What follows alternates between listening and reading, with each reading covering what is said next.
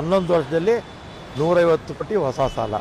ಎಲ್ಲ ಪ್ರಧಾನಮಂತ್ರಿಗಳು 67 ವರ್ಷದಲ್ಲಿ ಮಾಡಿದ್ದು 52 ಲಕ್ಷ ಕೋಟಿ ಸಾಲ ಮಾಡಿ ನಮ್ಮನ್ನು ಸಾಲಗಾರರಾಗಿ ನಮ್ಮ ದೇಶದ ಎಲ್ಲ ಪ್ರಜೆಗಳ ಮೇಲೆ 1 ಲಕ್ಷಕ್ಕಿಂತಲೂ ಹೆಚ್ಚು ಸಾಲ ಇಟ್ಟಿರೋದೇ BJPಯವರ ಸಾಧನೆ. ಪೇಪರಲ್ಲಿ ನೋಡಿದೆ ನಾನು. ಯಾವ IT ಗೊತ್ತಲ್ಲ ನಿಮಗೆ. 11 ವರ್ಷದಿಂದ ದೇಶದಲ್ಲಿ ಯಾರ್ಯಾರು ಕಾಂಗ್ರೆಸ್ಸಲ್ಲಿದ್ದಾರೆ ಅಥವಾ ವಿಪಕ್ಷದಲ್ಲಿದ್ದಾರೆ ಅವ್ರ ಮೇಲೆ ದುರುದ್ದೇಶಪೂರ್ವಕವಾಗಿ ಭಾಳ ಕಡೆ ಮಾಡ್ತಾ ಇದ್ದಾರೆ. ಅದೇ BJPಯವರ ಅವಧಿನಲ್ಲಿ ಬೇಕಾದ ಹಗರಣಗಳಾಗಿತ್ತು. ಒಂದು ED ರೈಡ್ ಮಾಡಲಿಲ್ಲ, IT ರೈಡ್ ಮಾಡಲಿಲ್ಲ. ಹಿಂದೆ 4 ವರ್ಷದಲ್ಲಿ ಬೇಕಾದಷ್ಟು ಆಯ್ತಲ್ಲ ಹಗರಣಗಳು. ಯಾವುದನ್ನು ಮಾಡಿದ್ರು? ಯಾವುದೂ ಮಾಡಲಿಲ್ಲ.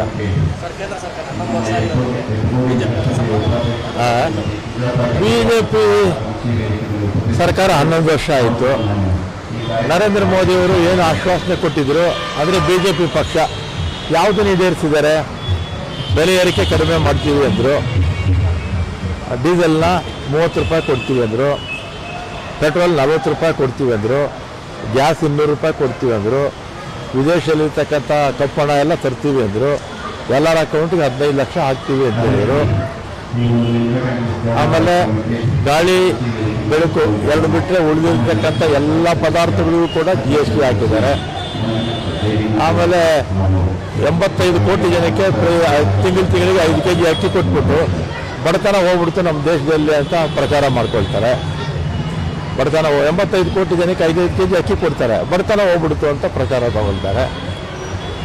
ಇದರಿಂದ BJPಯವರು ಆಮೇಲೆ ವರ್ಷಕ್ಕೆ 2 ಕೋಟಿ ಉದ್ಯೋಗ ಕೊಡ್ತೀವಿ ಅಂದರು. ಉದ್ಯೋಗ ಕಳ್ಕೊಂಡ್ರೆ ಜನ, ಯಾರಿಗೂ ಉದ್ಯೋಗ ಸಿಗಲಿಲ್ಲ. ಇವತ್ತು ನಿರುದ್ಯೋಗಿಗಳ ಸಂಖ್ಯೆ ಅತಿ ಹೆಚ್ಚು. ಸ್ವಾತಂತ್ರ್ಯ ಬಂದಾಗಲಿಂದಲೂ ಕೂಡ ಅತಿ ಹೆಚ್ಚು ನಿರುದ್ಯೋಗಿಗಳು ನಮ್ಮ ದೇಶದಲ್ಲಿ ಇವತ್ತು ಇದ್ದಾರೆ. ನಮ್ಮ ಪಬ್ಲಿಕ್ ಸೆಕ್ಟರ್ಸು ಸುಮಾರು ಒಂದು 25,000 ಕಿಲೋಮೀಟ್ರಷ್ಟು ರಸ್ತೆಗಳು, ನ್ಯಾಷನಲ್ ಹೈವೇಸು, ಮತ್ತು ಒಂದು 20-25,000 ಕಿಲೋಮೀಟ್ರಷ್ಟು ಪವರ್ ಟ್ರಾನ್ಸ್ಮಿಷನ್ನು ಗಳಿಗೆ ಇದನ್ನೆಲ್ಲ ಕೂಡ ಮಾರಿದ್ರು.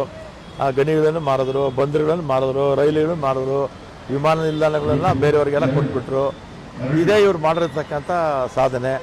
ಮತ್ತು ನಮ್ಮ ದೇಶದ ಸಾಲ ಸ್ವಾತಂತ್ರ್ಯ ಬಂದಾಗಲಿಂದಲೂ ಕೂಡ 2014ವರೆಗೂ ಮನಮೋಹನ್ ಸಿಂಗ್ ಅವರು ಇಳಿಯೋವರೆಗೂ ಕೂಡ ಎಲ್ಲ ಪ್ರಧಾನಮಂತ್ರಿಗಳು ಕೂಡ 52 ಲಕ್ಷ ಕೋಟಿ ಸಾಲ ಮಾಡಿದರು. ನರೇಂದ್ರ ಮೋದಿಯವರು 11 ವರ್ಷದಲ್ಲಿ 150 ಲಕ್ಷ ಹೊಸ ಸಾಲ ಮಾಡಿದ್ದಾರೆ. 11 ವರ್ಷದಲ್ಲಿ 150 ಕೋಟಿ ಹೊಸ ಸಾಲ.